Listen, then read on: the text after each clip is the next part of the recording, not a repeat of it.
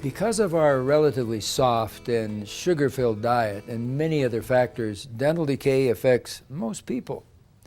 However, with some effort on your part, decay can be prevented or at least reduced using some quite simple measures. Dental decay is one of the most commonly occurring infectious diseases of humans, and it progresses at an alarming rate if not controlled. Although preventive methods are well known by you, it's almost impossible to completely prevent the occurrence of dental decay. But you have the potential for a fast rate of dental decay that should have some extra preventive treatments to reduce or eliminate the problem. Let's see what can be done about it. Many oral conditions can create higher than normal amounts of decay, and there are numerous factors influencing the high decay rate. Some of the factors stimulating high decay rates might be well known to you. Let's look at them. Patients who continue to eat a sticky, sugar-rich diet.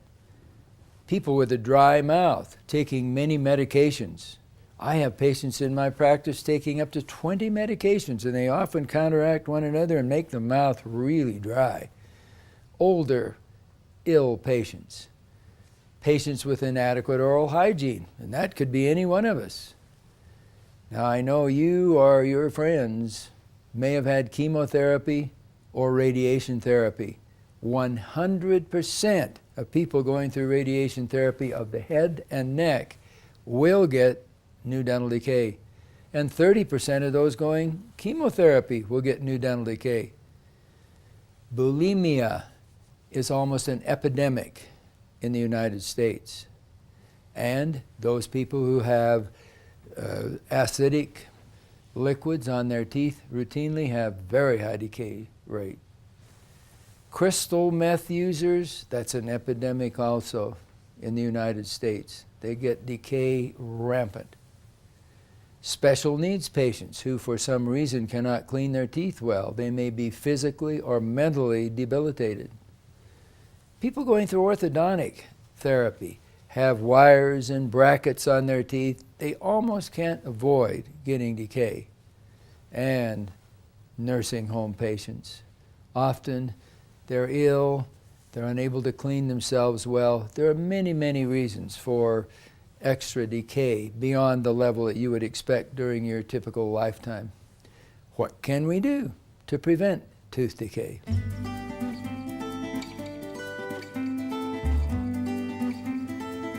You probably know this, but let's repeat it. Dental decay is caused by leaving a slimy, acidic residue on your teeth, commonly called dental plaque. You can take your fingernail and scratch it off.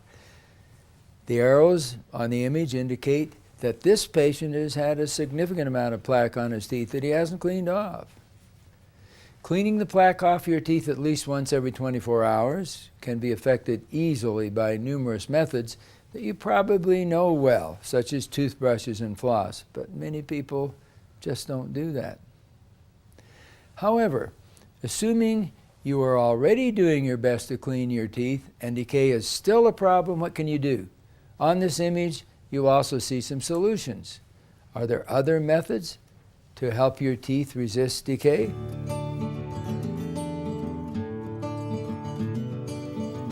Although there is still some controversy about fluoride use to prevent dental decay, as there is with any public health concept, use of fluoride has had more positive, supportive research than any other public health measure in the history of all health research.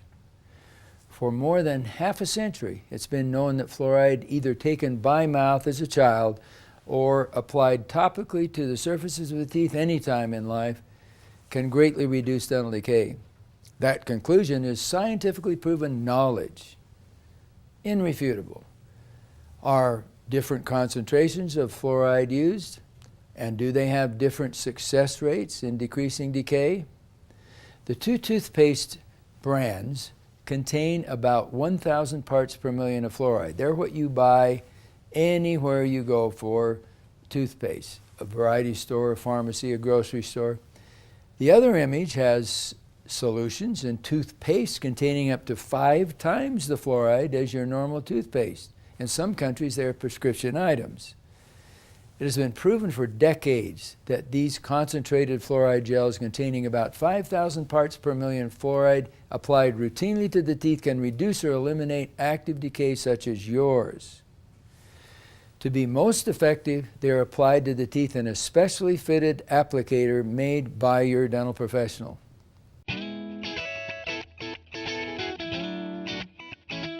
Placing gel in these custom-fitted trays that fit your mouth and teeth exactly allows the gel to contact all surfaces of the teeth, thereby strengthening the outside enamel of the teeth and providing some resistance to dental decay.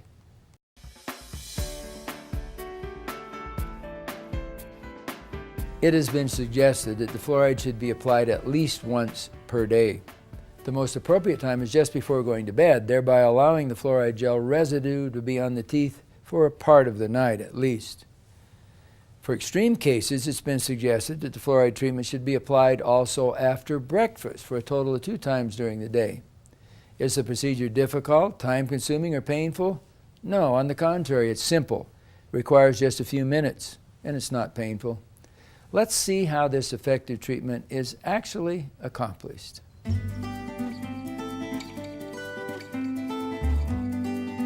Usually you will have a brief appointment with one of the clinicians in your dentist's office. During this appointment, you'll be informed about the details of the treatment and how to accomplish it in the privacy of your own home.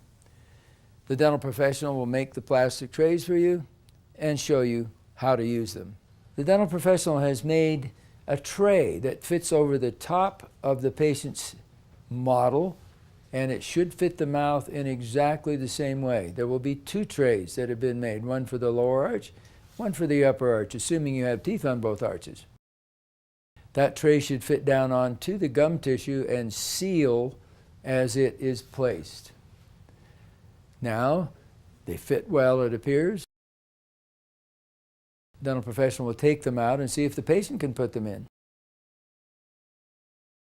The patient is now trying them in the mouth, and it appears that she did that very well. And they've gone down into place. Now they're taken out and blotted and dried. This is the same thing you will do when you're using these trays. They should not have a lot of saliva or water in them, or you will have a dilution of the fluoride, which is about 5 times as strong as a normal toothpaste. After blotting the tray dry, a few drops are placed in. Usually it takes about 6 to go equal distance all the way around an arch.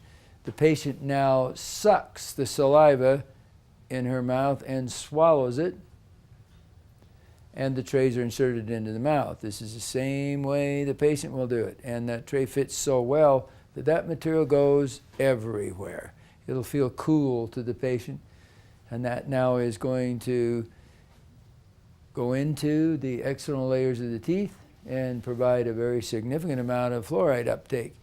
Both trays would be placed in and allowed to remain for 5 minutes.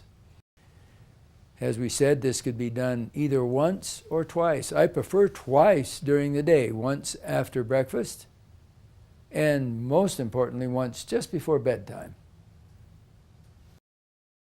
The trays should be stored in a place where they're safe, and should be cleaned out before storing. If you are living in a geographic area with fluoride in the water, check with your dentist. You should expectorate or spit the residue out of your mouth, and then rinse with water to remove the remaining fluoride gel residue. You don't need any more fluoride if you're drinking a lot of water in your area. However, if you're living in an area which does not have fluoride in the water, then you would expectorate the excess fluoride gel and leave any small amount of fluoride gel in the mouth to dissipate on its own. In other words, don't rinse. The trays are then washed, as I said, dried with tissue paper, and stored for the next use.